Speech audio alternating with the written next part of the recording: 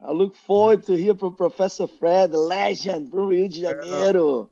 well, look at Tony James, bigger than ever, huge, stronger. Hello, Despina, Ruby, Boom, boom. Romina, Sean and Karen. Good to see you guys. Oh, Jack and Tom Hollywood. Nice to see you. Professor Aragão, Jason Freshwater, Boom, boom, boom.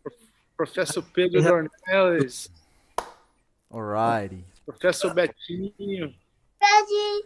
Hello. Your friend. Oh, Benji. Okay. Good to see you all, guys. Alrighty. Well, Professor, let's kick things off. Before I welcome you and you can say a quick hello, I'll just remind everyone, guys, the whole time through the interview, if you want to ask a question, whether you're listening on Facebook, YouTube, or here in the Zoom meeting with us, you can just send me a message in the chat and I'll try to slip it in. That's all I have to say. Other than that, make sure your questions are PG, I suppose. And that's it. Professor Fred, thank you for sitting down to do an interview with us, man. Very exciting to have you here. Thanks for coming.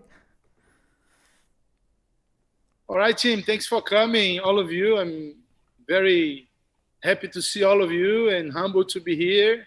And I'll try my best to make this half an hour or so a fun time for us. That's and it. I'll be real. Just honest answers only. Alrighty. Man, like I was talking to you in the beginning, Professor Fred, I haven't had a chance to meet you through Gracie Baja really yet. I think I've been on the same mats as you before, but never sat down for a conversation with you, man. So I'm very excited. Maybe you can begin by telling myself and everyone else here who doesn't know you too well yet, where you were born and how you began training Jiu-Jitsu. All right, guys. I was born in Brazil, of course, in Rio de Janeiro, precisely in Barra da Tijuca, where the Gracie Barra comes from.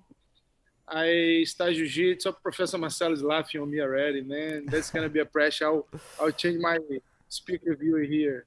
Yeah, in Rio de Janeiro, in Barra da Tijuca.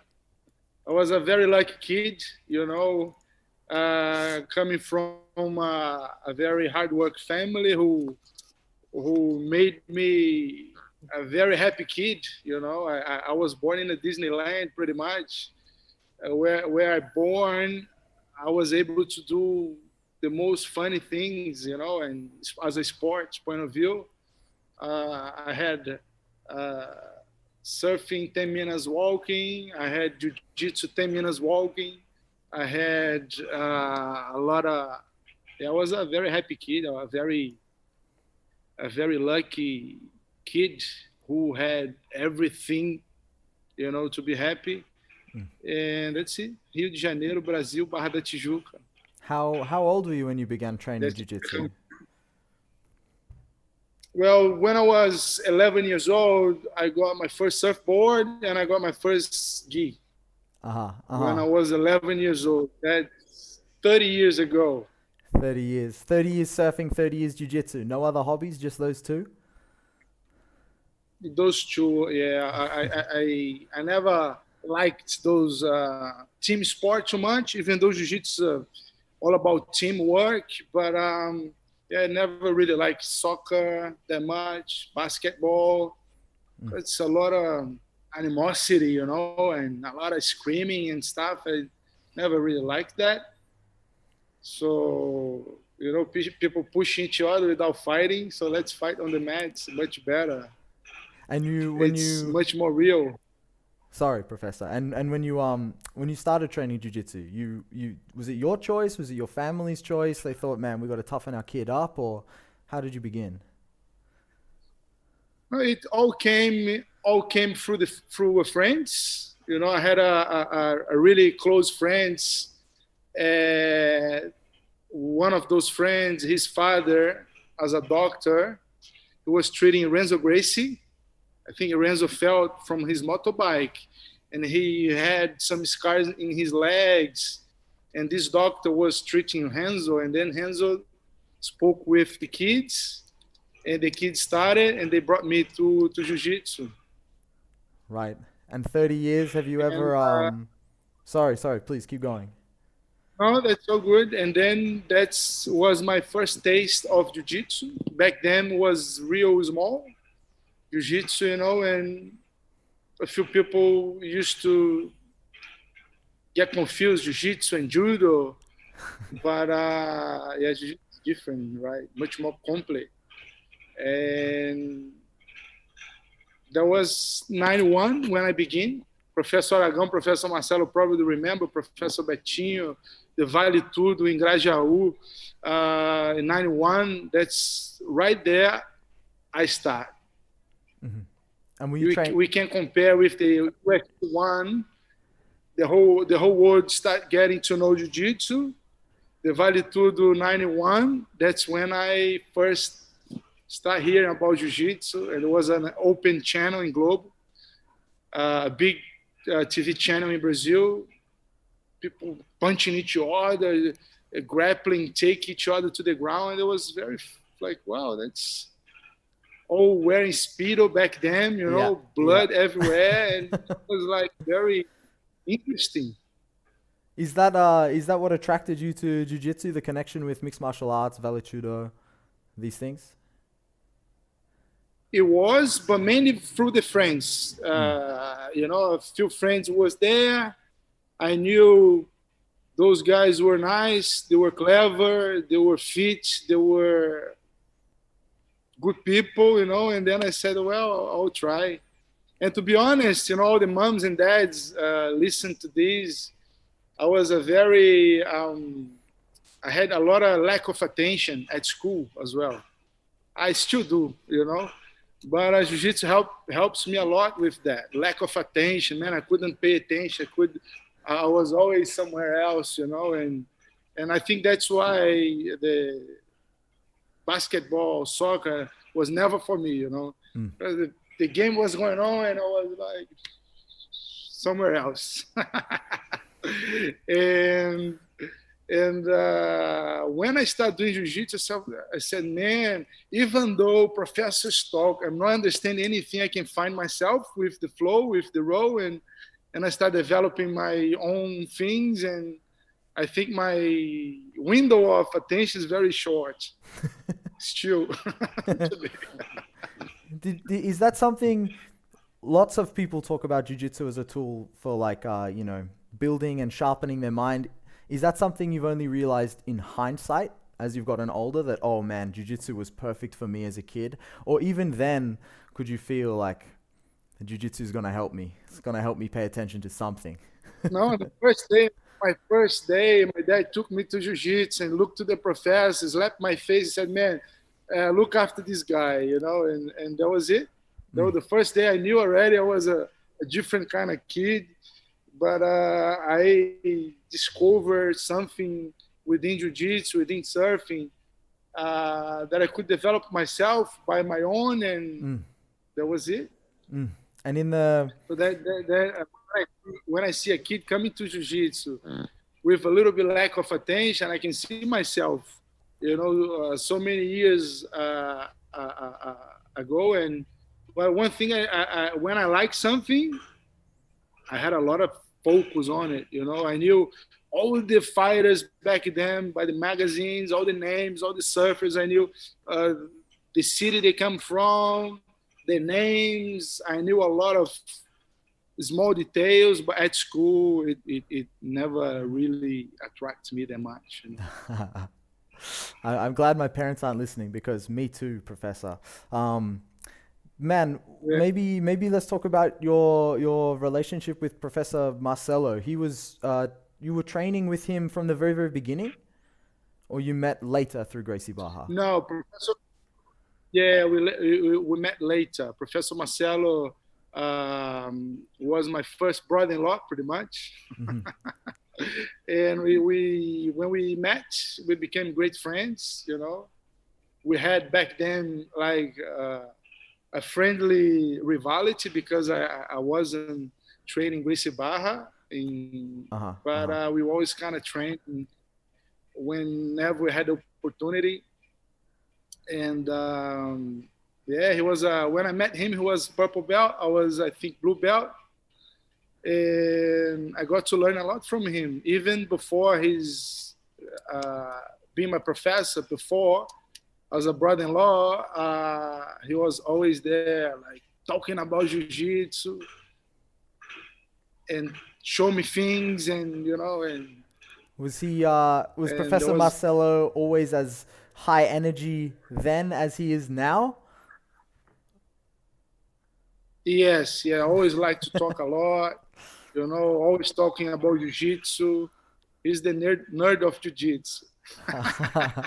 Even before leaving through jiu-jitsu. Even before leaving through jiu-jitsu, the only thing he was able to talk was jiu-jitsu. Doesn't care about cars, doesn't care about anything else, just jiu-jitsu. And this was you met back in Brazil before you came to Australia. Yeah, I was on the beach riding my bike, and then my sister mentioned about Marcelo. I said, man, this guy training in Gracie Barra, man. Come on, my sister, and I was riding my bike, and Professor Marcelo was walking on the beach. And when I saw him, I said, man, I think that's the guy my sister's dating. And he was big, he was very fit back then, I said, man, this guy's bigger than me, I gotta be a friend of him. And that's it. That's it. Bigger than me, higher belt than me, I better be friend. Yeah. I better be friend. I have to be careful, huh? Was there ever any animosity between you sparring on the mats, hard rolls, or it was always friendly? No, never. Always friendly. He always squashed me. Yeah, and he was always more focused than I was, and on jiu-jitsu, because I had my surfing. I was that party guy sometimes. I had surfing, I had my party, I had jiu-jitsu. So many things in Rio de Janeiro to do, and that was a little bit hard to focus, in jiu-jitsu. And today I can see much better. Sometimes we try to do so many things, and we can't get better in one thing, It's something that I said in our belt ceremony here. Man, those kids nowadays, they do so many activities. Try to pick one or two, and then you focus on those one or two. Otherwise, you're gonna be like, like my father used to say, like, you're gonna be like the duck. You can't walk, you can't talk, we can't do anything good. Man, I'm gonna remember that. That's ridiculous. So, okay, so you're in Brazil. You're having it sounds like a beautiful life, man. Surfing, a little bit of partying, hopefully not too much, Professor. I was elected. Yeah. So then what motivated you to move to Australia? Just to visit family, pretty much. And when I got here, I decided to stay, I decided to stay because, well, I saw a great opportunity to make a living and living in a great place. And that's what makes me. Sorry, please keep going. No, when I see here, man, Australia. The first day I was watching everything, I said, wow, man, the streets are very clean, everything's very organized. And when I see Professor Marcelo doing business wearing flip-flops and board shorts, I said, man, that's what I want for me, that kind of lifestyle. And he didn't let me train for my first 2 or 3 weeks because I didn't have private insurance. I was so keen to train, and he said, no, man, you're not gonna train, you're gonna wait a little bit until I have my med care or my med whatever, my med bank. He let me train. Man, a stickler for the rules, huh? And I couldn't speak English. That was hard. 12 years ago, a black belt coming here, everyone was coming to talk to me, and I said, man, I was kind of smiling guy. And there was like Professor Danilo, when the guy asked, man, what's your name? He said, I can't speak English. So it was only at that time then when you came to Australia you decided, oh, I'm going to make jiu-jitsu a living. Had you already decided jiu-jitsu something you wanted to keep as part of your lifestyle already? Or was it kind of like something you had just kept as a hobby and then it was only really coming to Australia is when you thought, no, this is it. It's my lifestyle, it's my life, it's my living. Yeah, when I was 15, 16 years old, I had a break from jiu-jitsu because I started working with my dad, you know. Mm. And life wasn't the same back then. When I stopped jiu-jitsu, I didn't have time to train because Rio de Janeiro is a lot of traffic. And by the time I left the shopping center where my dad used to have some shops in a mall, it took me like over 1 hour, and I spent like 2 or 3 years without training consistent, and my life wasn't the best, you know. I wasn't the happiest in that gap. Then I realized, man, and everybody that I saw at, you know, all my friends that I used to meet around, they said, man, we miss you so much and the training.